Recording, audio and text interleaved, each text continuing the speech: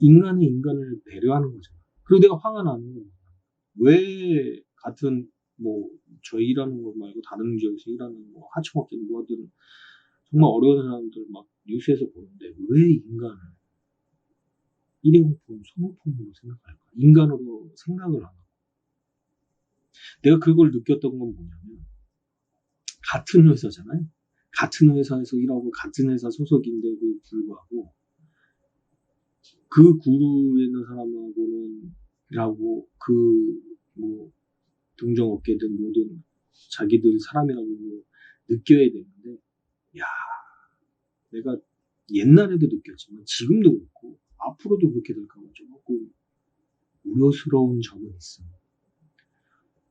내가 그거를 느꼈던 거는 내가 은행 제가 소속된 은행 가서도 우리은행이나 우리카드를 봤는데, 이야, 내가 그거를 돈을 갚기 위해서 가는데 거기서도조차도 자기네들끼리 삐그덕대더라고. 그런 모습을 봤어요. 도움을 주고 왔던 자기 어떤 같은 계열사든 같은 뭐든 다 하나잖아, 자기가 일하는 곳에. 그러면 다 잘해줘야지. 같은 인간인데, 인간 대 인간으로서 왜 무슨 인간이 아닌 것처럼 무슨 벌레 씹은 얼굴로 하는데, 그 표정을 보는데 내가 솔직히 내가 그게 도움을 되게 준 거에 대해서 그 은행이 되게 고맙고 너무 감사하게 했지만, 실질적인 그 모습을 보았을 때는 이야, 속으로 보면서. 그래서 나는 어머니 신부름도 가야 돼서 그 은행을 잠시 들렸는데 그런 모습을 보면서 좀 실망스러웠어. 야, 속과 겉이 정말 다른 건 여전히. 우리 형님들 저희도 나도 알고 있는 사실이고, KBS에서 일하고 있는 저희 소속돼 있는 선배님들, 형님들 다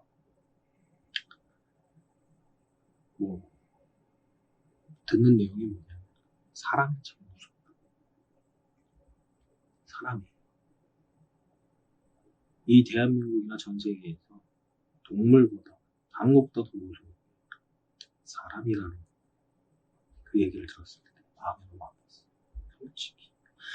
그리고 사랑이들아, 너희들은 지금 현재와 미래에 있는 사람들은 그런 일로 고통을 안 받았으면 진심으로 좋겠다는 마무리 말을 하면서, 자, 다음 영상을 보실까요? 따라와.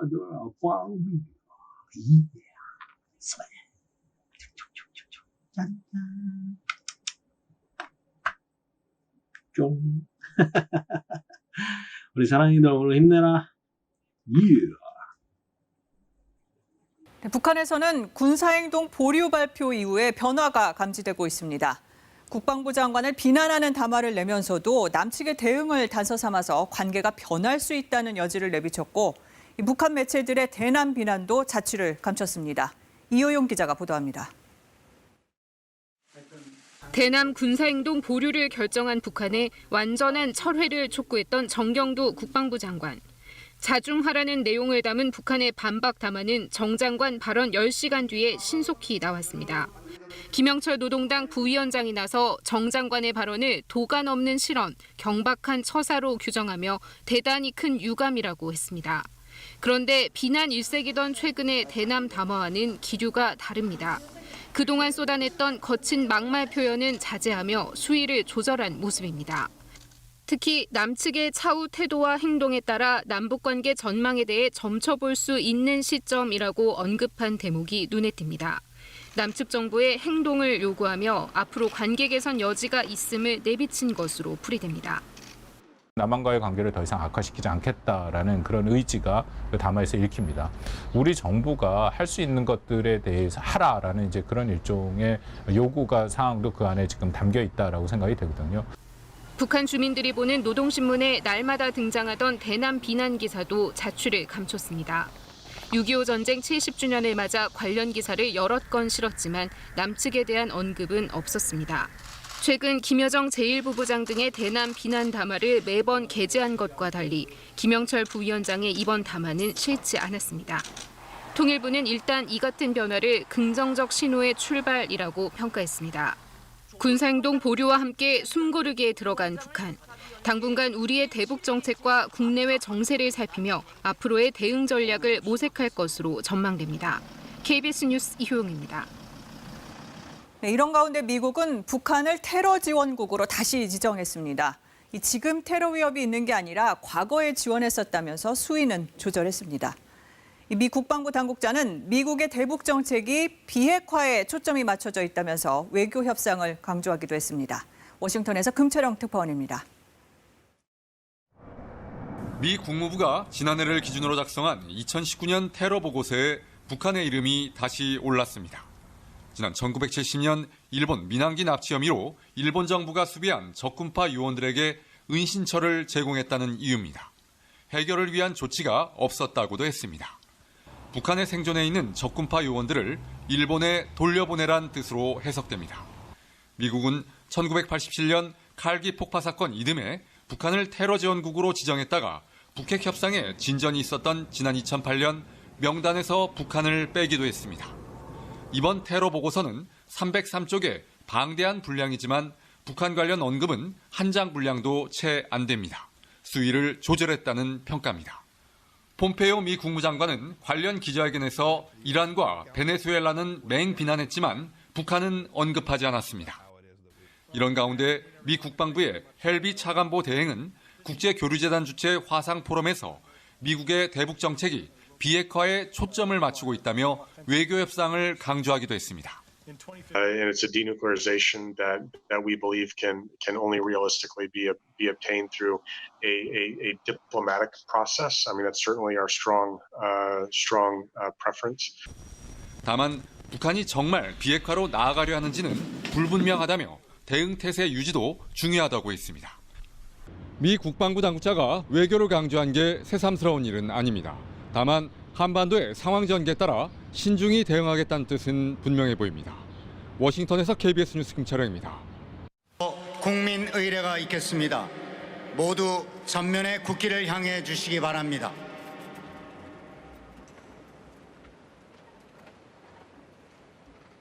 국기에 대하여 경례!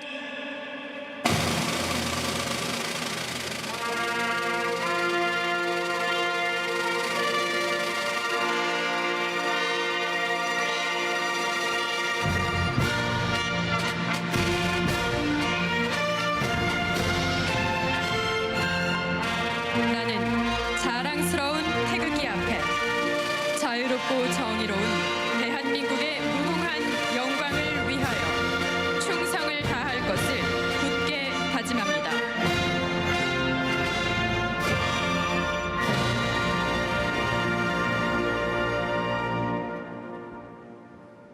바로 다음은 애국가를 제창하겠습니다. 오늘 애국가는 6.25 전쟁 70주년을 맞아 관악기와 오르간으로 새롭게 연주됩니다. 국방부 및 국립합창단과 함께 반주에 맞춰 4절까지 부르겠습니다.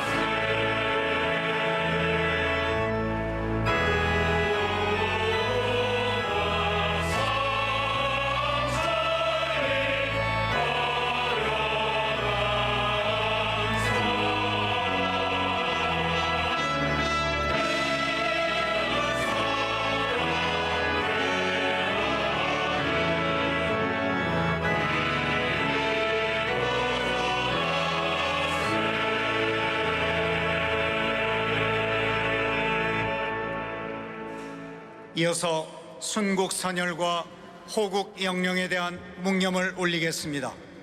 일동 묵념.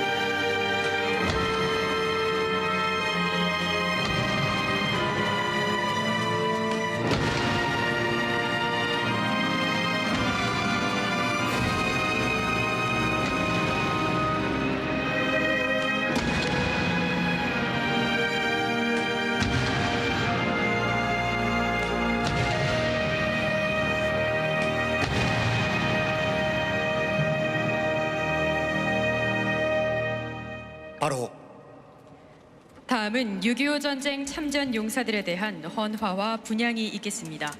귀환하신 147분을 포함한 모든 호국 영웅과 유엔군 참전 용사들을 추모하고 그 숭고한 뜻을 기리는 마음으로 모두 함께 하시겠습니다. 대통령 내외분과 유족 대표께서 함께 헌화하신 후 대통령 내외분께서 대표 분향을 하시겠습니다.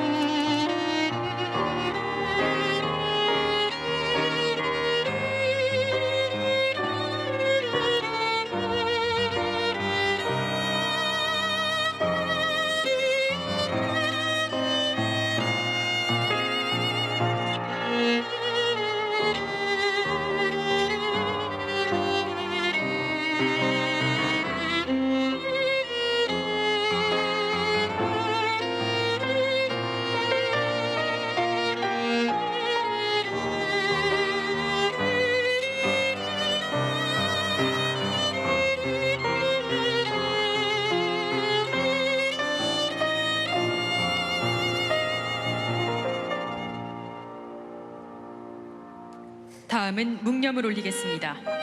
조국의 품으로 귀환하신 147인의 호국 영웅에 대하여 경례. 바로 일동 묵념. 바로 다음은 참전용사 기장 수여가 있겠습니다. 대통령께서는 국가보훈처장, 국방부 장관, 주한 미국 대사, 유엔군 사령관, 6.25 관련 보훈단체장 8분과 함께 영현단으로 이동하시겠습니다. 여사님과 유족분들께서는 계신 자리에서 예를 표하겠습니다.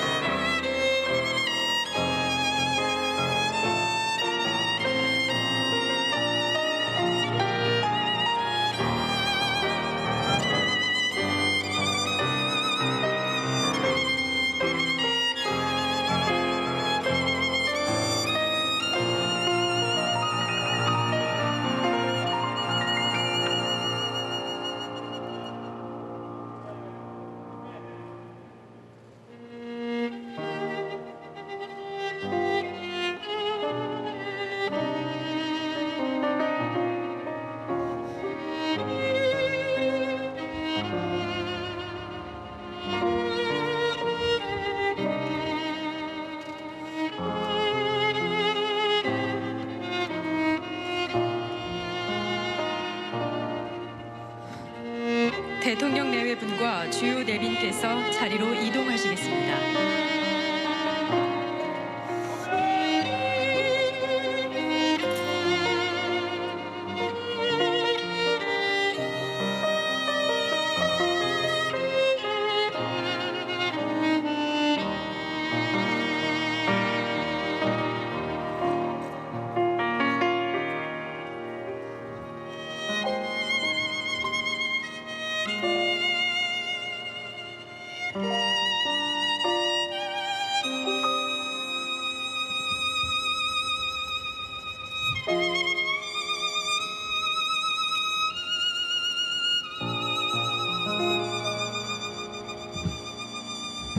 모두 자리에 앉아 주시기 바랍니다.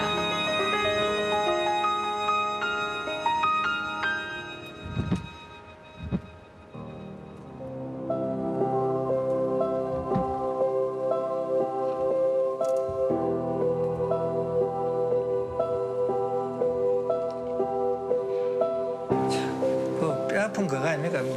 모든 걸 다 뺏어간다 해라고 봐야 되죠. 나에 대한 미래를 다 뺏어갔다고 보면 안 되겠습니까? 본청에 갔다 오더만 요만한 엽서를 하나 가오면서 제가 아버지 사망을 했답니다. 사망 진단 설까지 왔어요. 다 부르니까 들리지도 않았을 뿐 아니라 너무너무 엄마 뒤에 모습이 햇빛에 이래 비치니 애처로웠어.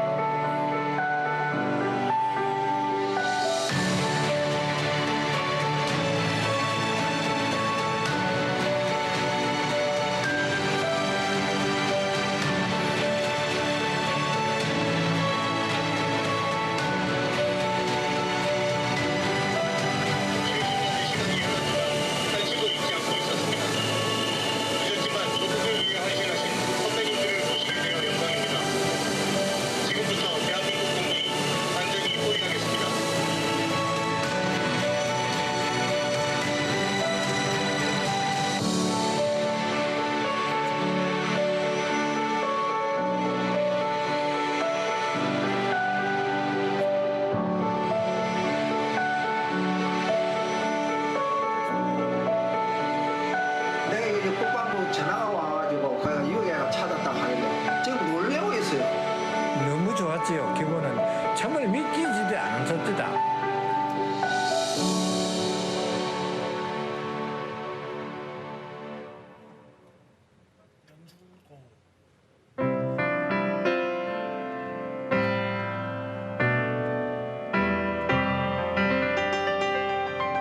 네, 안녕하십니까. 배우 유승호입니다. 네, 얼마 전 이 자리에 초대를 받으면서 한 가지 전해들은 소식이 있습니다. 바로 오늘 147명의 국군 전사자분들이 70년이라는 긴 세월의 바다를 건너 마침내 고국으로 돌아오셨다는 소식이었습니다. 저는 그분들 속에 계실지도 모르는 저와 같은 나이의 어느 국군을 향해 짧은 편지를 띄워볼까 합니다. 친구에게 허락하신다면 나는 당신을 친구라 부르고 싶습니다. 1950년 짧은 생이 멈춘 그 순간 이후로 당신은 나와 같은 20대 청년이기에 난 당신을 친구라 부르고 당신의 그날을 오늘 눈앞에 펼쳐보려 합니다. 친구여, 갑작스런 국가의 부름을 받고 집을 나서던 순간 얼마나 두려우셨습니까? 서둘러 따뜻한 밥을 짓던 어머니의 손을 놓고 돌아서며 얼마나 목이 메이셨습니까? 친구여, 그럼에도 당신은 낡은 군복과 소총 한 자루로 움켜쥐고 전선으로 향했습니다. 지옥 같은 전장에 도착했을 때 당신은 누구보다도 더 용감하게 싸웠습니다. 때론 태양을 짊어진 듯 뜨거운 폭염 아래서, 때로는 수통에 물맞아 얼려버리는 칼날 같은 겨울바람에서 전우들의 죽음을 넘어 끝없이 전진했습니다. 친구요, 그 고통스러운 나날들을 어찌 견디셨습니까?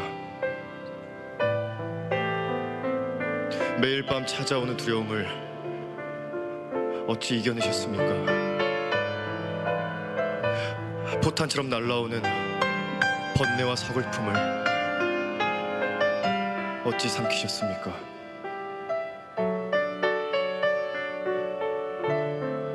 그리고 마지막 순간엔 누구를 떠올리며 눈을 감으셨습니까? 친구요, 당신이 총탄을 피해 숨은 낡은 집은 이제 학생들이 뛰어노는 학교가 되었습니다. 잠시 가족의 사진을 꺼내보던 고단했던 행군로는 이제 젊은이들의 자전거 길이 되었습니다. 다시 돌아가지 못하는 고향 마을은 많은 사람들이 모여 사는 큰 도시가 되었습니다. 친구요, 당신이 지켜낸 땅 위에서 저는 오늘 평화로운 하루를 보냈습니다. 당신이 지켜낸 땅 위에서 우린 또 이렇게 윤택한 하루를 보냈습니다. 친구요, 잊지 않겠습니다. 당신의 어머니가 단 한순간도 당신을 잊지 않았던 것처럼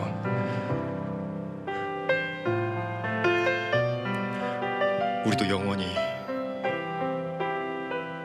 기억하겠습니다. 2020년 6월 25일 영웅의 친구가.